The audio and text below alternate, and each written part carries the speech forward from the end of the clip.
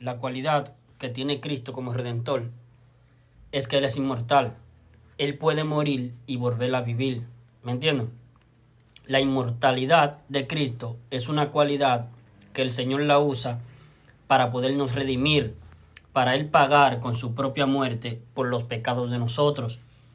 En la primera carta del apóstol Pablo a Timoteo, Primera de Timoteo 1:17, ahí leemos de Cristo, dice: por tanto, al Rey de los siglos, inmortal, invisible, al único y sabio Dios, sea honor y gloria por los siglos de los siglos. Amén. Cristo es inmortal. Significa que Él puede experimentar la muerte en forma transitoria y volver a tomar su vida. Nosotros los seres humanos no. Somos mortales, pero Cristo es inmortal. Entonces, nuestro Señor, para podernos rescatar el alma destituida del cielo, Él se deja imputar con todos los delitos de pena de muerte contra nuestras almas, que nosotros lo vamos a cometer todo el tiempo que nuestras almas vivan en el cuerpo, todo nuestro paso por este mundo, para podernos rescatar el Señor, rescatarnos del infierno, rescatarnos del juicio ante el gran trono blanco y del lago de fuego. El Señor tuvo que hacerlo de esa manera. El Señor usó su capacidad de inmortalidad, pero también usó su capacidad de presciencia. La presciencia es una capacidad única que tiene Dios. Presciencia se define como la capacidad que tiene el Señor de saber todas las cosas que han de ocurrir en el futuro antes de que ocurran. Preconocimiento anticipado, de saber lo que va a ocurrir antes de que ocurra. Antes de que ocurra, ya lo sabe ya. Presciencia, preconocimiento.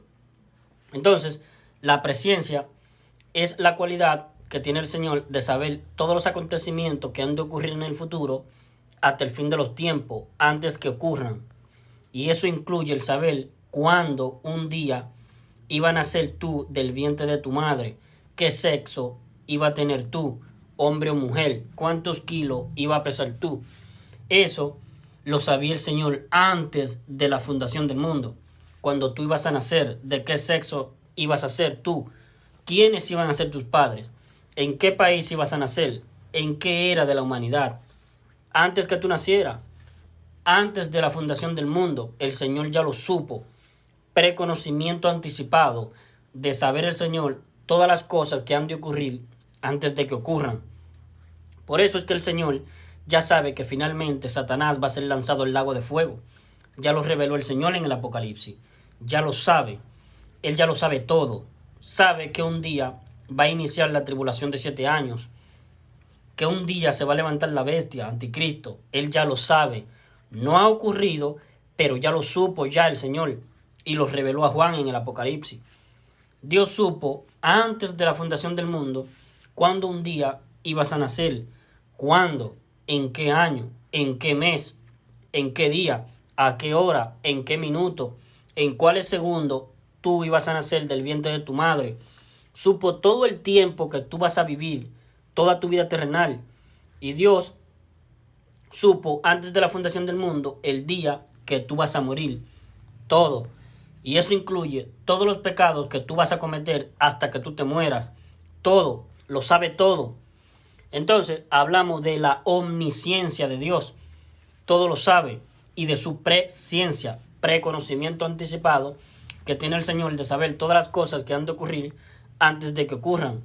El Señor supo todos los pecados que tú vas a cometer en tu paso, en este paso por este mundo. Lo sabe al detalle. Todos y cada uno. El Señor sabe desde antes de la fundación del mundo, sabe el Señor todos los pecados en su totalidad exacta que yo he de cometer en mi paso por este mundo, antes que yo los cometa los pecados míos, antes que yo los cometa. Dios ya sabe los pecados que yo he cometido hasta la edad que tengo ahora, desde que nací, y también sabe todo el resto de pecado que yo voy a cometer hasta que yo me muera. Sabe el Señor toda la cantidad de pecados que nosotros en particular vamos a cometer durante todo nuestro paso por este mundo. El Señor no requiere que transcurra el tiempo para llegar a saber en total los pecados que vamos a cometer hasta que nos muramos. No requiere que pase el tiempo porque Él tiene presciencia. Entonces, para podernos rescatar el alma, el Redentor, que es Cristo, usó de su presciencia, saber la totalidad de pecados que yo lo voy a cometer hasta que me muera. Todos, lo supo todos desde antes. Lo mismo para mí que para ti. O sea, el Señor supo todos los pecados que tú un día lo ibas a empezar a cometer desde que tú naciste en este mundo, todo el tiempo que tú vivas hasta que te mueras. Antes de la fundación del mundo, ya el Señor supo toda tu vida, la tuya, todo tipo de pecado que tú vas a cometer hasta que te mueras. Igual conmigo, igual con cada ser humano en particular. Entonces, el Señor, para podernos salvar, rescatar el alma del lago de fuego, el Señor usó su presciencia, esa capacidad que tiene el Señor de saber todas las cosas antes de que ocurran, pero también usó la inmortalidad inherente en Él, porque Él es Dios, Cristo. En 2 Corintios 5:19 dice que Dios estaba en Cristo. Dios estaba en Cristo reconciliando consigo al mundo, no tomándoles en cuenta a los hombres sus pecados. ¿Sabes por qué? Cristo vino a redimirnos, a rescatarnos del infierno, a salvarnos, salvar nuestras almas, y para tal efecto no nos toma en cuenta nuestros pecados, ningún pecado nos toma en cuenta. ¿Y por qué?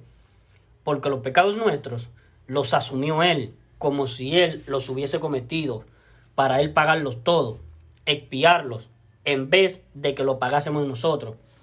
¿De qué manera el Señor no estaría tomando en cuenta nosotros nuestros pecados? Si los pecados nuestros los asumió Él, como si Él los hubiese cometido todos. Lo que nosotros, cada ser humano en particular, lo vamos a cometer durante todo nuestro paso por este mundo. O los pecados los pagamos nosotros, o los pecados los paga Cristo. Eso es lo que está diciendo el Señor en Juan 8:24. El Señor está hablándole a la gente inherente, a los inherentes a lo que dijo Dios. El alma que pecare, esa morirá. Entonces, la gente es indiferente a este dictamen. No le presta la debida importancia que todo ser humano, me incluyo, debiéramos prestarle a este terrible dictamen del Señor, de Ezequiel 18:4, donde Dios dice, el alma que pecare, esa morirá. ¿Cuánto pecado basta para que el alma quede sentenciada a la muerte? 1. Un pecado basta. Es suficiente para que el alma quede sentenciada a la muerte. Y esa sentencia tiene que ser ejecutoriada. No puede quedar el pecado cometido impune. ¿Logra entender? Este dictamen del Señor que dice, el alma que pecare, esa morirá, de Ezequiel 18:4, ese dictamen fue el que obligó al Señor a venir desde el cielo a la tierra, tomando forma humana, para podernos sustituir la condena en la cruz del Calvario. Por amor a nuestras almas, Cristo se vio obligado a Él tener que venir a este mundo, a Él experimentar la pena de muerte del alma, para que no le experimentásemos nosotros la pena de muerte del alma. Aquí no se está hablando del espíritu humano, ni del cuerpo físico humano, de la muerte física o de la muerte espiritual. No, se está hablando de la muerte de nuestra persona, porque mi persona es mi alma. Yo soy mi alma. El espíritu y el cuerpo son complementos, pero estrictamente hablando, mi persona, tu persona, son nuestras almas. Es el yo.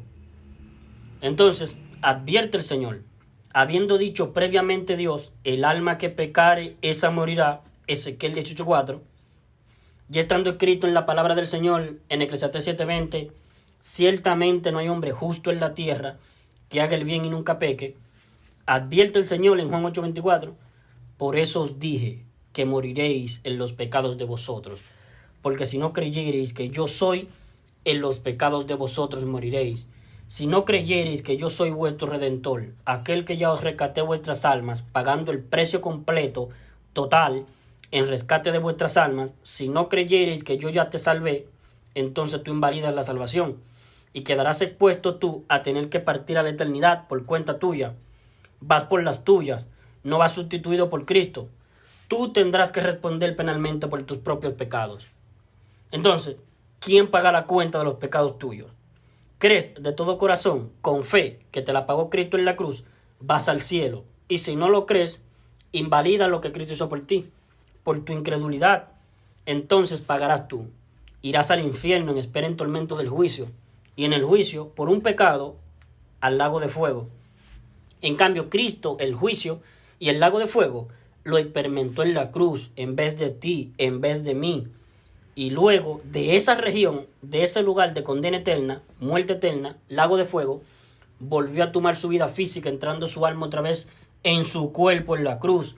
Y ahí, sabiendo Jesús que ya todo estaba consumado, probó el vinagre y exclamó: consumado es la salvación de vuestras almas.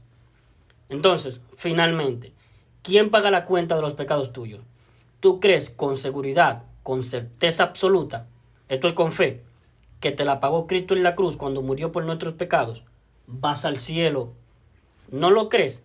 Entonces pagarás tú. Tú vas al infierno, porque los pecados tuyos los tienes que pagar tú. O el sustituto.